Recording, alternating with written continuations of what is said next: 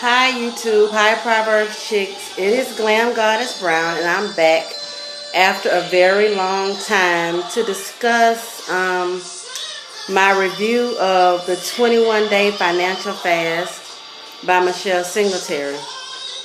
I started this on May 11th and ended it on May 31st. That was my 21 days. And I just wanted to talk about my experience with the 21-day fast. What did I learn financially and beyond, because I promised this video.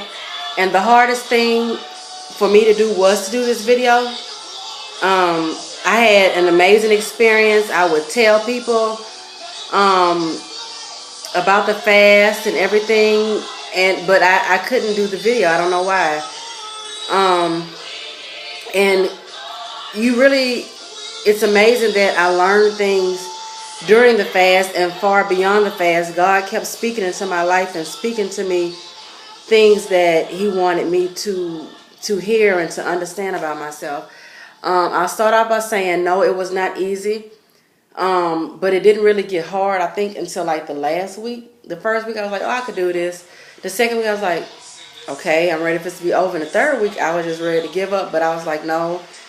Even though people were telling me, oh, you did good, it's okay, you can stop, I had to finish it. Like I made a promise to myself and I made a promise to God that I would sacrifice a lot of materialistic things to get a better understanding on finances and to get closer to Him, because I wanted to honor God more with my money, because I knew I wasn't really honoring God with my money. The 21-day financial fast is basically you don't spend unnecessary money for 21 days. Basically, you get your food. You know, you pay for, of course, the bills, necessities. But as far as eating out, getting your hair done, nails done, I need a new pair of shoes to go to this party. You weren't even allowed to buy gifts. People, and I can't say I tried to follow it strictly, but I did fall off.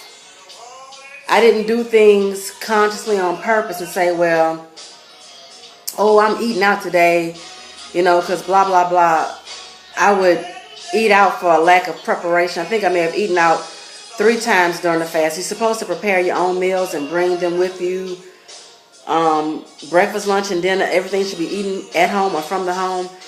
And due to a lack of preparation, I fell off about 3 times. But I learned so much just about myself during the fast and after the fast. And I encourage anyone who is thinking about doing a fast and don't really know what to do, I encourage you to get this book and do this. This is awesome. It changed my life. Just briefly, some of the chapters, and this book has been through the fire with me. It is raggedy and ratchet just from 21 days. I carried it with me. I read it over and over. I highlighted just a few chapters. Tithing. I was a tither, but I tithed on the net and not the gross. And I increased my giving in that manner.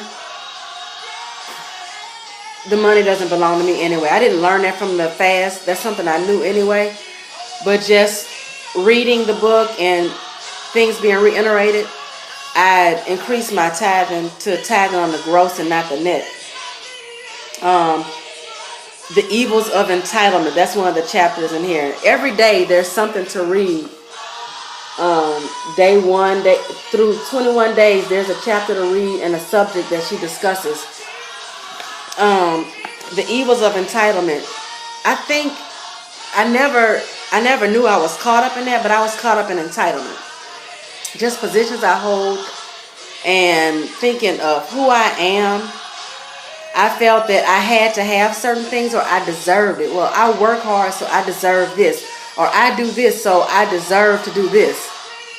I'm not entitled to anything. If I'm not going to say, well, I used to think that I can afford certain things because I had the money. I'm like, okay, my lights on, my water on, my children are clothed and fed, and I have the money, I can afford to do this. But reading this book, I feel like I can't afford anything.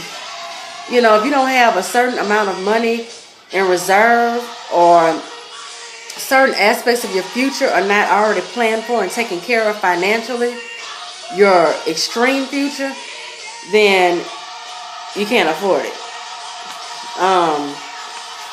So it just changed my mind. Like, oh my goodness, you can't buy contentment. I would buy things to make me happy, and that's not really where happiness and joy comes from. Marrying your money. I am the financial person in the house, and I really felt that I could make decisions because I had the authority to, the blessing from my husband. But it changed my mindset about that, about money and marriage. I let him know, even though I'm in control, I let him know what I'm going to do with the money, even small amounts. Even though he'll say, okay, that's my partner, and I respect him more because of the fast when it comes to our finances. It's just amazing when you're in agreement and in line, and amazing thing. God will bless your marriage. He will bless your money. And that's all I can really say about that. Guarding against greed was day 15. I just realized that a lot of things that I got was of greed, and not really a need, a necessity. Just being greedy, having more than enough, as far as like clothes in your closet and shoes and just small things, and saying you don't have anything to wear. I don't have anything. And there are truly people in the world that have nothing. And I'm complaining because I don't have anything new, or something people ain't seen yet. Like, this is my personal experience. You know, it made me feel shallow, and I want to change my life. I want to change. And the fast is just amazing. And I'm thinking a month later, you know, I'm like, oh, okay, I can talk about it and I won't get emotional, but I can't, because God showed me things in my life that I was doing wrong, and things I never knew. Qualities about me, bad qualities that I didn't even know I had. So, yeah, it's amazing.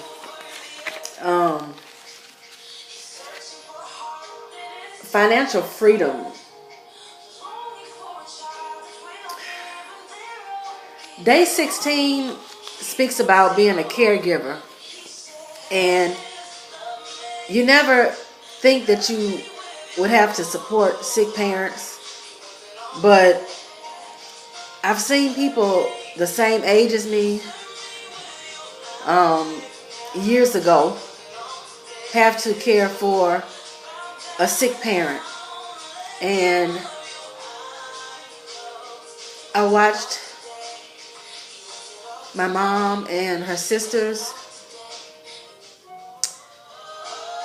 care for a sick mother. And it's not easy, but I mean, those are like having savings and preparing for bad times is necessary, because you never know what life is going to throw at you.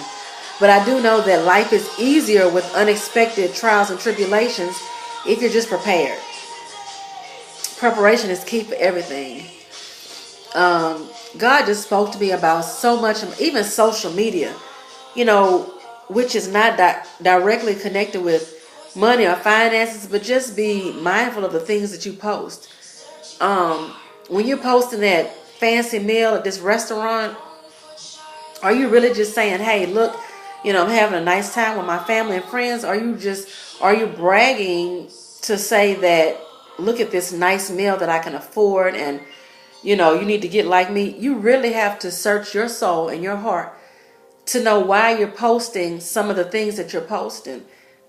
Like I said, that may not be your issue.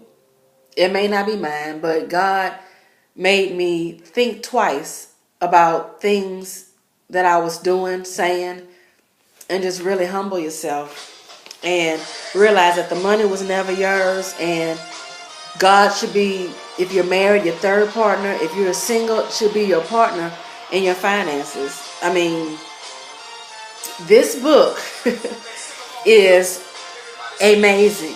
You see, I still don't have nails on. I gave up my bi-weekly, I'm not going to say manicure. I had acrylics on, but manicure and pedicure, I would get it faithfully bi-weekly because I'm like, I work hard. I deserve this. This is what, I have to do. Well, I don't look ratchet without it. And I mean, I can polish. I do have a cosmetology degree. I just felt like I should be sitting in someone's nail salon getting these services done because I dare not do them myself. I mean, just silly stuff. Not saying I would never go again because I do plan to go. But every 2 weeks, I could be saving for, I have 3 kids. I mean, I could be saving for college or just things that they need. I don't have to spend money every other week on unnecessary things all the time. To splurge here and there is great. Just, have fun and reward yourself. But to make splurging a way of life is not what's up. So, and I really, I got stronger in that area.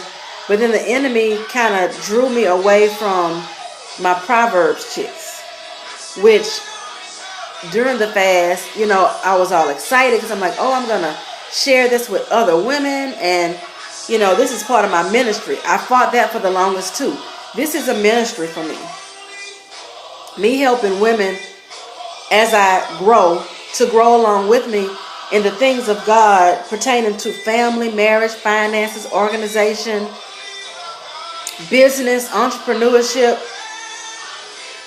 and a deeper relationship with God. That is my ministry. That is what I'm here for. That is my calling that I did not want to face because I wanted to engage in just behavior that satisfied myself, my flesh, and not feel guilty about it. But as I said before, God said He chose me to do this ministry not because I was perfect, but He wanted to perfect me in certain areas. He wanted to work on me. And I just felt I had to be perfect to bring things to women across the world in this manner. But God uses anybody. If you look in the Bible, I'm not going to do the whole cliche about, about what all the different people in the Bible were that He used, but nobody that He used was perfect or blameless. He's the only one that's blameless. So, I'm going strong again, and I think the next thing I'm going to help people is to discover what their purpose and their spiritual gifts are, and make sure they're using the things that God gave them to build the kingdom. Do you know what your purpose is? Do you know what your spiritual gifts are? I can tell you one of mine because I'm blessed and I'm fortunate enough to know what they are, and I am ecstatic to use them. I know I have the gift of encouragement. Duh. I love encouraging people. I love helping people, figure out problems in their life. Like, I am living in my purpose. I am living in my purpose. And some people go their whole life not knowing what their purpose is, why they're here, and I just thank God that he trusts me enough to use me, and I'm going to stop fighting it, and I'm going to let him use me. Long video. I'm going to end it because I got to go to work. But I hope this has blessed you in some way. And I want you to get this book. If you did not go do the fast with me, I encourage you to get it, pray about it, get in it. You're going to learn so much more about yourself that has nothing to do about money. If you even do it halfway right. And that's what Miss Singletary said herself. If you do it halfway right, you'll be blessed. And I hope Miss Michelle Singletary sees this video because it truly blessed me. And I will be doing it again. So I give it 3 thumbs up, a high five, a neck roll, everything. Like, this book is the business. See you later.